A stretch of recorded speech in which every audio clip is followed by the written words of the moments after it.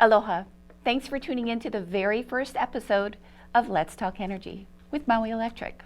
It's a new series where we'll be exploring all things energy on Maui, Molokai, and Lanai. I'm Kauiawai Dixon, your host for today. At Maui Electric, powering Maui County is our job, and we take that to heart. Why? Because to us, we're not just powering a community. We're powering the homes of our neighbors, our friends, and our family. So it's not just a job. We take it personal. We are very fortunate in that our community is so engaged and so passionate about energy. And this Let's Talk Energy program provides yet another avenue for dialogue on energy and what that could look like for Maui County in the years to come. We're excited to share with you just what goes into powering our islands 24/7 and maintaining that balance of power that is there when you need it while integrating higher amounts of clean energy affordably. New episodes of Let's Talk Energy will air on the first Tuesday of every month at 8 p.m. right here on Akaku Channel 55. We want the dialogue, so we're encouraging you to reach out to us with your questions, comments, or if you've got a great idea for a topic, email us, letstalkenergy@mauielectric.com. Joining us today is Maui Electric President Sharon Suzuki. Sharon has been with us for over 24 years and has served in several leadership roles that have really contributed to shaping our company today. Sharon, thanks for being with us. Good morning. Happy to be here. So 2016 was really a milestone year for Maui Electric. We celebrated 95 years of serving our customers. You know, a lot has come along through those years, a lot of change. We've had to adapt and kind of meet the needs of our community. Tell us a little bit about what we can look forward to, what's coming up for Maui and our energy.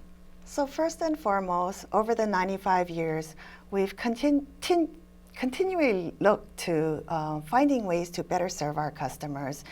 And now we're looking internally to find efficiencies, to find ways to keep electricity affordable while achieving the 100% clean energy goals for our state.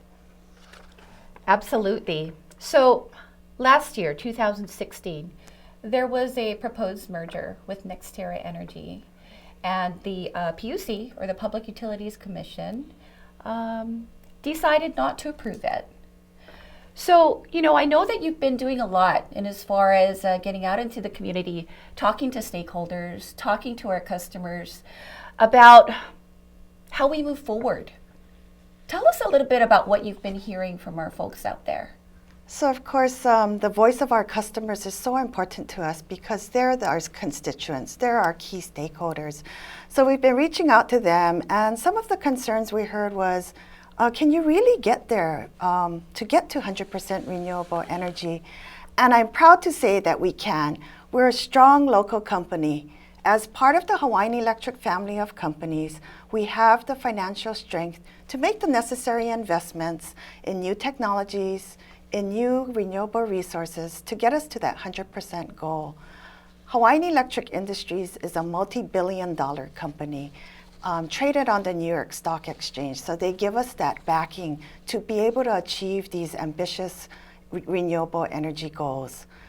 Behind that, we have a very talented pool of hardworking employees who are committed to and willing to make the necessary changes and try new things to help make this a reality.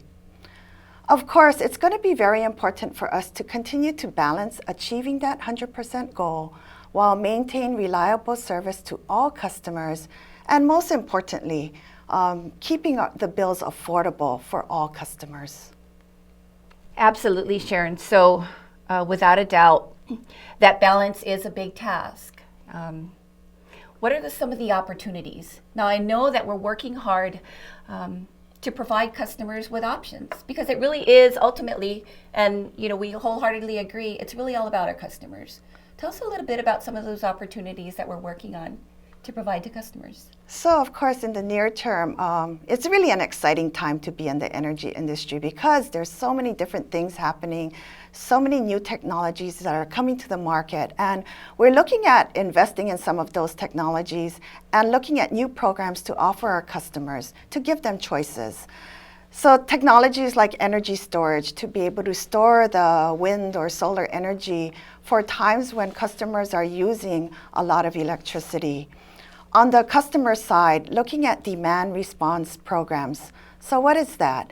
It's a program where we would provide incentives to customers, both residential and businesses, to reduce their usage during peak periods of energy. Other programs looking at a community-based renewable energy program. So it would give customers who choose not to or cannot afford to put in rooftop solar, but can invest a small portion and get some of the benefits back of investing in renewable energy.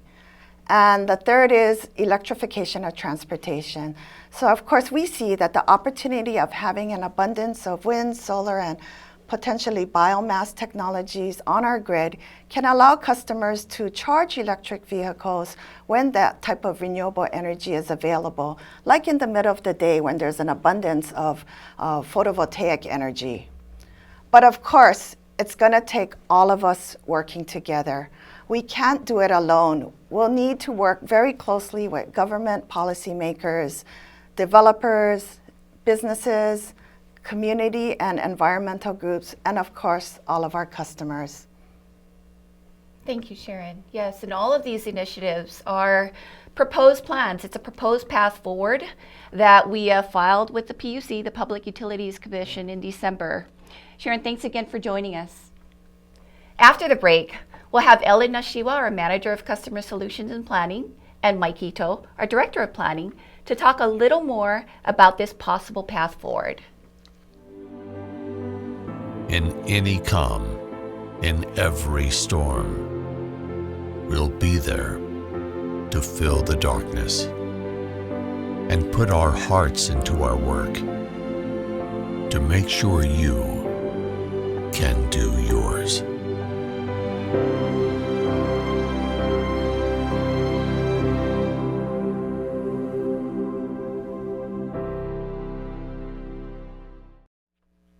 Welcome back to Let's Talk Energy, where we're discussing Maui Electric's updated energy plans that we proposed to the Public Utilities Commission in December.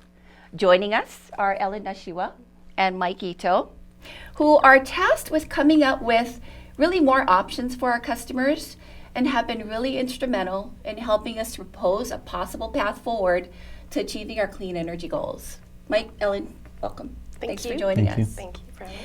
Ellen, can you walk us through this energy planning process, exactly what goes into it? Sure. Well, we've developed really aggressive plans that reliably and economically integrate clean energy, and that's smart. So what that means is reliably, meaning that energy will be there when you need it. You know, people come to rely on it, and we expect to be able to use it, especially at our homes, at our businesses, especially at essential services, you know, like our hospitals, fire, police stations, and such. But in order to do that reliably, we need to upgrade our infrastructure. So we need to modernize our grid to be able to accommodate the way that, you know, energy flows these days. Economically, in order to transform the system, we need to make investments, but we're doing them so that we can stabilize bills going forward. And integrating clean energy, finding alternatives for fossil fuels to integrate more clean energy, and that's smart. So we're not crowding out future breakthroughs in technology that's going to bring prices down in the future, can improve the delivery and the resources that are available. So we're really looking for these plans to be a possible path forward to achieving 100% renewable energy by 2045 or earlier in some cases. But we know that this time horizon is really long, and many changes can occur. So the smart part of the plan is, you know, really focusing on the near term so that we are able to make changes, adjust, and adapt these plans and make them as flexible as possible to take advantage of those breakthroughs as they happen. And planning is going to be a continual process. You know, it's not set in stone. These are possible options. Right now, things can change, and we'll be reviewing them on an annual basis to account for changes in the environment. Great. So, Mike, what specifically does this look like for Maui County, for Maui, Molokai, and Lanai? Sure. So, as Ellen mentioned, we're really focusing on the near term. We recognize that when you go out 10, 20 years, there's a lot of uncertainty in terms of what renewable energy technologies are going to be available and what those costs are. So again, focusing on what we can do now to keep all of our options available in the future while aggressively hitting those renewable energy targets. You know, if you look in our plans, we do show certain amounts of wind energy resources coming online in the 2020 timeframe. But the key takeaway from that is not necessarily the specific technology or the number of megawatts. It's that we're going to go out and pursue to get as much renewable energy as we can in a cost-effective manner that we can pass on those savings to our customers. So we've already actually requested from the Public Utilities Commission permission to go out and seek bids and proposals on renewable energy projects. And we're trying to do it as expeditiously as we can because there are tax credits that are set to expire within the next few years. So if we can bring projects online that are able to leverage those tax credits, provide a lower cost that we can then pass on to our customers. Going beyond just our larger scale type of renewable energy projects, we do recognize that our customers are very interested in in distributed energy resources, such as rooftop solar is always a high interest type of program.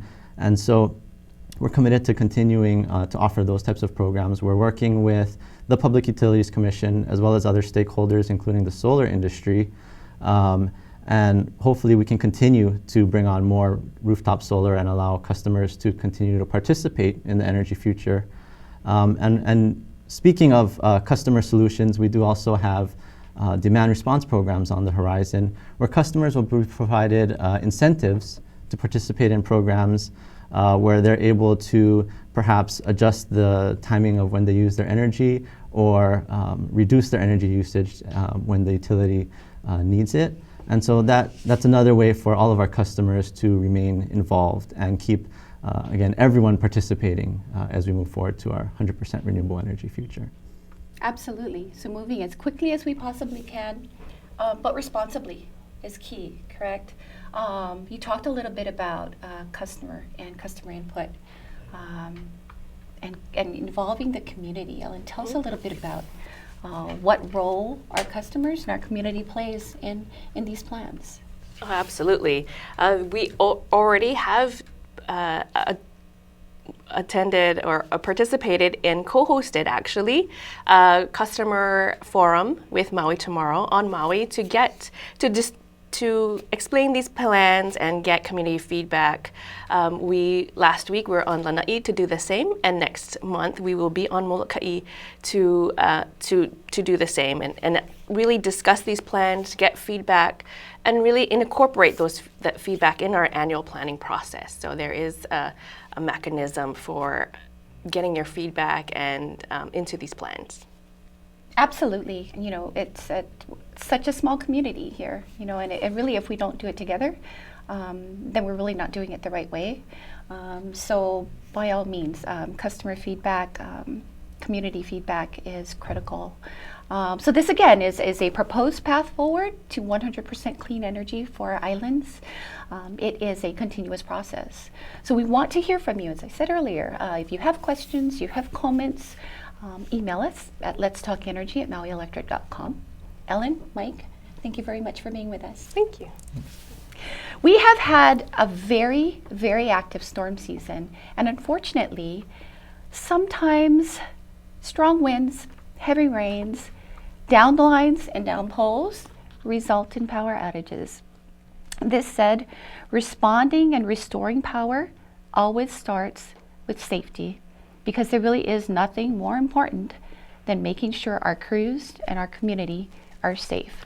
So up next, we'll be offering some tips on electrical safety that will help to keep you and your family safe during storms.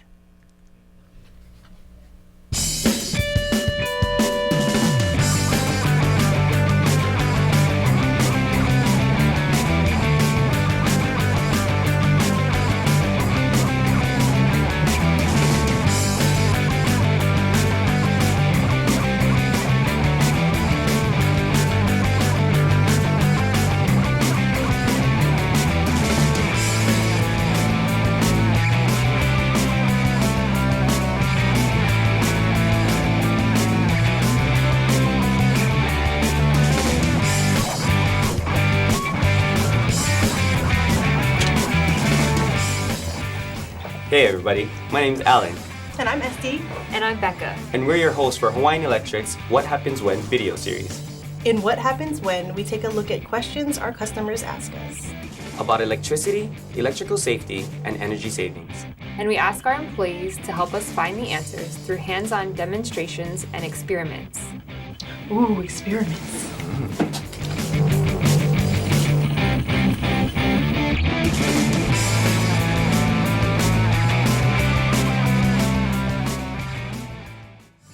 So today's question is, what happens when things touch our overhead electrical lines? What kinds of things? All kinds of things. Things that can hit overhead electrical lines every day. I get it. Like if somebody releases a balloon during graduation. Good one. Or if they're picking fruit during mango season? Exactly. What happens when those things and others like trees touch electrical lines? Oh, I think there'd be a big shock when anything touches our electrical lines. Even trees, though? I mean, I can see metal fruit pickers, but what about wood? Good point. For answers, we're visiting our fellow employees on the beautiful island of Maui. Where the folks in their safety department have a cool way of demonstrating the effects of What happens when things touch electrical lines? Aloha, my name is Chandra Keen, working foreman for Maui Electric. I'm Brian Spielman, Maui Electric System Inspector. This is a tool that we use to demonstrate the dangers of electricity in a controlled and safe environment. This is a simulation where a person wants to get fruit, mango, or anything from a tree and accidentally contacts the line because the tree is in the lines right now. Accidentally contact with a long aluminum pole or metal pole.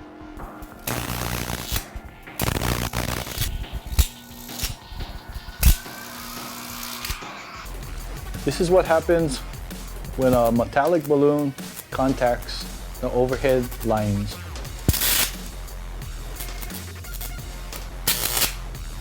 So remember, stay at least 10 feet away from down lines. And avoid coming into contact with any electrical lines directly or indirectly. Mahalo. How cool was that? that was awesome. Did you see that tree? Zzz, I wouldn't want to be anywhere near that thing. That was so dangerous. It is, and that is exactly why we tell our customers to please stay at least 10 feet away from electrical lines. At least. That was a great safety tip, and I think Becca has another one for our audience as well. I do. Today's safety segment is about posting signs on utility poles. Please don't do this. Not only is it illegal, but the staples and tacks used to post the signs can rip and tear linemen's safety gear. Always remember, safety first, safety always. What just happened? Great safety segment, Becca. Thanks. Well, seriously, what just happened? And there you have it. That's what happens when things touch our electrical lines. Thanks for joining us, and for more information and safety tips, visit us at hawaiianelectric.com. Aloha. Aloha.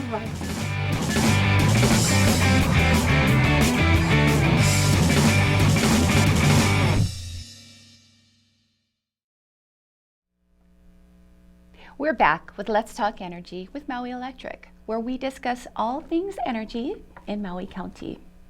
There is a cost to living in paradise here, isolated in the middle of the Pacific Ocean. We do pay a little more, whether it's groceries, housing, or gassing up at the pumps. A big chunk of our monthly electric bills are tied to the rise and fall of fuel prices, and we can't control that. Making ends meet for many of our families and individuals here in Maui County can be really, really difficult. Joining us today in studio is Danielle Canfield-Jones from our Customer Service Department and Jerry Lum, Community Services Director from Maui Economic Opportunity. Thank you so much for joining us Thanks today. for having us. Thank you. So I know that the LIHEAP program is a program that's specifically designed to support or to help low-income families or individuals. Jerry, tell us a little bit about this program. Well, the LIHEAP program, Low Income Home Energy Assistance Program, targets those individuals or families that have a high electricity usage proportionate to their income. And through this program, there are two components that they can benefit from. One is through a credit program, and this is only for the month of June. The other is if they have a disconnection notice and they're about to have the electricity disconnected, we can avert that disconnection through the ECI program, or Energy Crisis Intervention. Thank you, Jerry. And Danielle, so Maui Electric has a role to play in this program. Tell us a little bit more about that, what that role is. Maui Electric's role in the LIHEAP process is that we help build awareness with our customers. So when we're interacting with customers, whether it be in person or if they call us over the phone, and they tell us that they're having trouble paying their electric bills, maybe there's been a sudden loss of income in the household, we make them aware that LIHEAP does exist, and we refer them to Jerry's team, and his staff are really great with helping them get through the process. There's a couple of other things we also do, because we know sometimes customers don't reach out to us because they don't know that the utility may have information that can help them. So we include information in our monthly newsletters. So typically the month of May and June, we dedicate an article to building awareness around LIHEAP. And this year we're actually going to include a special message in our bills in the month of March to let customers know that the LIHEAP program exists and to go visit our website for more information. Thanks, Danielle. So anyone who is interested, who feels they need the support, need the help, should go online? Yes. Or give us a call? Yes, either one. So Okay. our web address is www.mauielectric.com/LIHEAP, and there's a page dedicated to LIHEAP. It includes a link to Jerry's website at imeo.inc, as well as telephone numbers for the different IMEO offices on Molokai, Lanai, and Maui, where they can get more information about the program. Such a critical service, to help folks who really are in need, and folks who, just everyday folks who find it really, really difficult to just make ends meet at the end of the month. So certainly a program that is worthwhile. It's very beneficial. Very, Yeah. yeah. People depend on it. Yeah. Yes, yes. So, Jerry, thanks so much for being here with You're us welcome. today. We appreciate it. Danielle, thanks Thank for joining you. us. Thank you, Jerry. Thank you. Please stay tuned for a segment we call Getting to Know Me Co. M-E-Co. There are people and there are faces behind the scenes.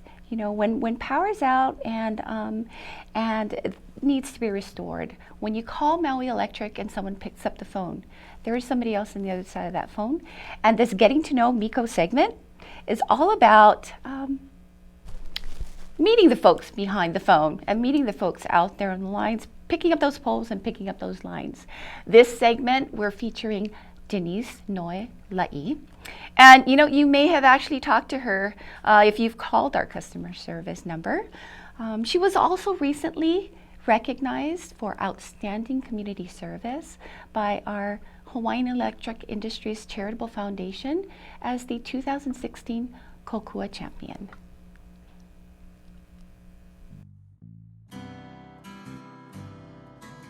Hi, I'm Noi, a customer service representative with Maui Electric. I started here about 5 years ago as a mail clerk, and now I work in the call center in our Kahului office. My job as a customer service representative is to address all customer service issues, requests, billing, share energy programs, and even complaints. But I love it. I'm born and raised here on Maui, graduate of Baldwin High School. Go Bears! I married my high school sweetheart, Kelly, and we have been blessed with 3 beautiful children, Brandy, Bryce, and Briley. I am so lucky to be their mom. And later on this year, I will be a first-time grandma. I spend a lot of my free time volunteering, usually through opportunities here provided by Maui Electric. I love being part of my community, and I love to give back to my community. My 6-year-old Briley rides horses and loves to rodeo. While she practices, I usually groom and talk to the horses. They're really good listeners. I love to just walk around the farm with them. I love the quiet and the peace of the farm. If I'm not on the farm, you can usually find me at my oldest daughter Brandy's food truck, Tie Me Up. I'm usually cleaning or running errands, but like all parents, I think we all support our children in whatever they want to do. My Uncle Ernest worked for many years and retired from Maui Electric. I remember as a child seeing his coworkers over at my grandparents' house after work, even after a day spent together out in the field. And that's the same feeling of ohana I feel with my coworkers. They're an extension of my family. I miss them when I go on vacation. They're one of the reasons why I love coming to work. I'm Denise Noilani La'i of Maui Electric. Mahalo for getting to know me.